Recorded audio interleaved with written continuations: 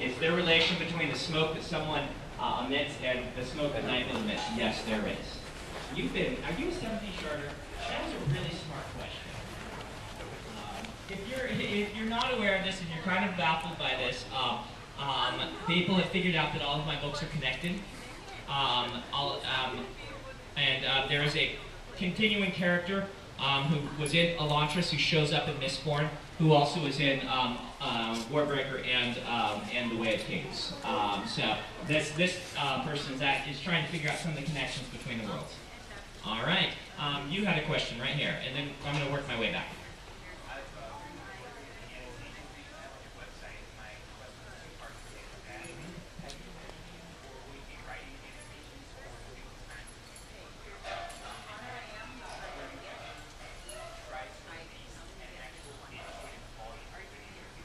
Okay, the question is twofold. The first one is mentioning the annotations I do on my website. I have annotated a large number of my books, chapter by chapter, on my website. So if you like behind-the-scenes stuff, particularly on the Mistborn trilogy, there's a lot of really good information there. I did do annotations written up for Alloy Law that we'll eventually start releasing.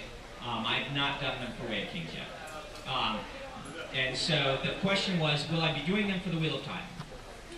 Once the book is out, I would really like to do a collection of Robert Jordan's notes that alternates with annotations with me saying, here is what he left me, you can now read these notes, and here is why I decided to adapt it the way I did. And here is a hole in the notes so you can see what I did. And essentially do an annotation that way, a book about the process. I don't know if Harriet will want to do that. It would be up to her, and she has a really good reason for not wanting to do that, and that is that she doesn't want people's last memories of Robert Jordan to be the unfinished notes. He didn't like showing his material to people when it was an unfinished state. He liked showing them finished things, and so it made him uncomfortable when people would read early drafts, and they would have to release some early drafts in that. And so it would really be her call, and I can't make that call for her. If she lets me do it, I'll do it. The second question was, I can't remember now. Oh, annotated editions of my books. Will I release them? I would like to release some annotated editions of my books. Maybe for the 10th anniversary of Elantris, we'll do an annotated edition, and then a sequel the next year. That's kind of what I'm hoping to do, if I can. All right, moving our way back, this gentleman, and then we'll go back there. You mentioned in your newsletter that you're thinking of doing this form of film, and I'm wondering, because it's an internal magic system, how you differentiate between the text and metals that you run. The question is, we're working on a Mistborn film. How are we going to show all these internal metals and things like that? We've got a couple tricks up our sleeve we've been working on. One thing that we're changing in the screenplay is when you burn iron and steel, it makes metals glow blue rather than shooting out the blue lines. Basically, this will keep it less cluttered, but you can kind of dim the screen a little bit and show everything glowing blue. We're doing that, and then when you start burning one of for instance, one of the metals that influences personality, we're going to actually kind of like send a pulse out of the person and have it kind of wash across people and things like that. So we're coming up with visual cues to show them. All right, right here in the cap and then in the blue. How much time do you spend per day writing and doing other writing-related activities? Because you put out more than any other author that I ever. How long do I spend?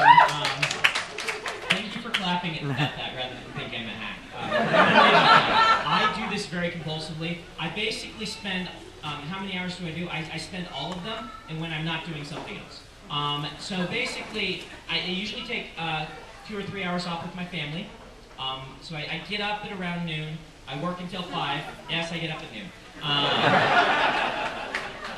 Don't knock it. It's the author's way, right? I'm an artist. And then I hang out with my family from about 5 to 8, and I go back to work, and I work generally till about 4.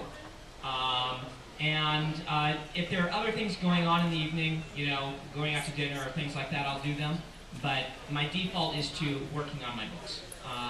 And that's been pretty steady for the last few years because the Wheel of Time has been so dominating. I'll probably ease up a little once it's done, and maybe play a few more video games and read a few more Pratchett novels.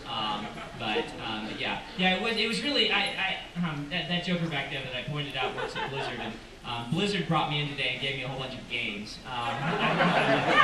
They're like, yeah, here, Diablo 3, you can go play that. Send this to me, guys.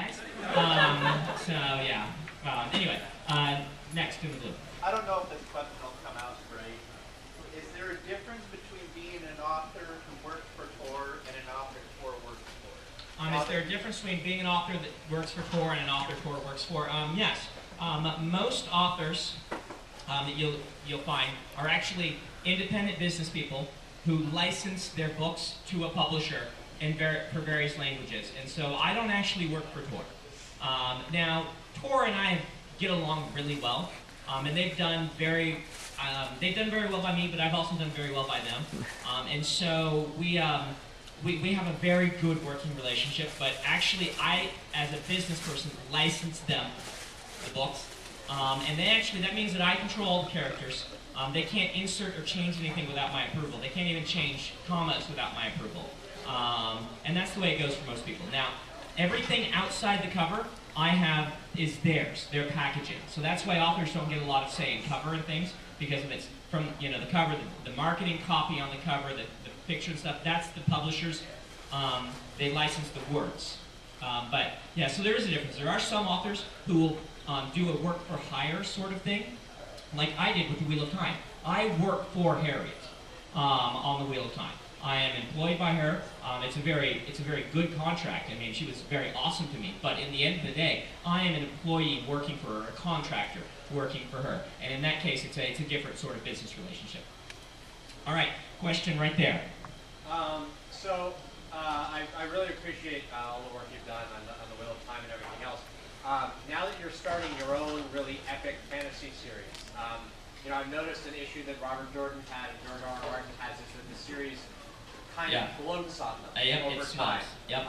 So how have you approached that with your series, and how are you dealing with the possibility of that happening? Oh, that's a really good question, actually. The question is, how am I dealing with the concept of series bloat? Am I worried about it? Am I trying to prepare for it? Because a lot of the great series that we love did get a little bit, they feel like they may have gotten away from their authors a little bit. And I have a big advantage that Robert Jordan and George R. R. Martin didn't have, which is that I got to read Robert Jordan and George R. R. Martin. And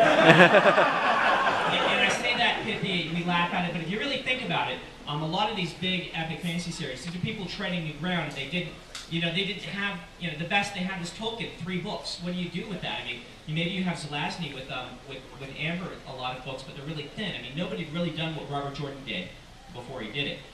What I'm trying to do is I kind of have a mantra for myself on these books, is that they must be, each one must be individual, meaning it's got to have its own conflicts, its own, its feel, it's got to have its own arc. I can't let them just blend together. And I think that will help a lot. And so for doing that, that's why I assign each book in the series a character, and I do the flashbacks for that character in that book and tell what I want to be a complete arc for that character in that book. Doesn't mean the other characters won't be in the books. Kaladin will be in all of the books. Dalinar will be in all of the books, assuming they survive. But each book will have a character who's kind of being the soul of that book, which I think will make them all feel self-contained. And be their own thing. The other thing that I'm doing is I'm trying to avoid secondary character bloat. One of the reasons secondary characters show up is you want to show off a cool piece of the world, and so you write this thing about this character, and then you're like, wow, that's an awesome character, I want to write more. And then boom. And so in the Way of Kings, I actually gave myself these interludes, which are in between parts of the book. I let myself do basically 2 short stories set in the world, or maybe 3. And the purpose of that is to show the scope of the world, but to use characters that you don't really need to come back to for most of them. And so it kind of gets it out of my system, but I have kind of written down as my mantra, these characters cannot become main viewpoint characters. That's the purpose of doing them in that. And so by doing that and giving myself these sort of a pressure valve in one way and a kind of a constraint in the other, that each book must be about a specific character, I'm hoping that we'll keep this series more focused. All right. So we just have time for a couple more questions. More people keep trailing in, so we want to probably get to the signing pretty soon here. But any more questions in this area over here? I already passed through the front here, so unless there's no more. Any more over there? We're good over there? Okay, any more questions over here? All right, dude. Looks like you get your question, and then we'll go to the signing.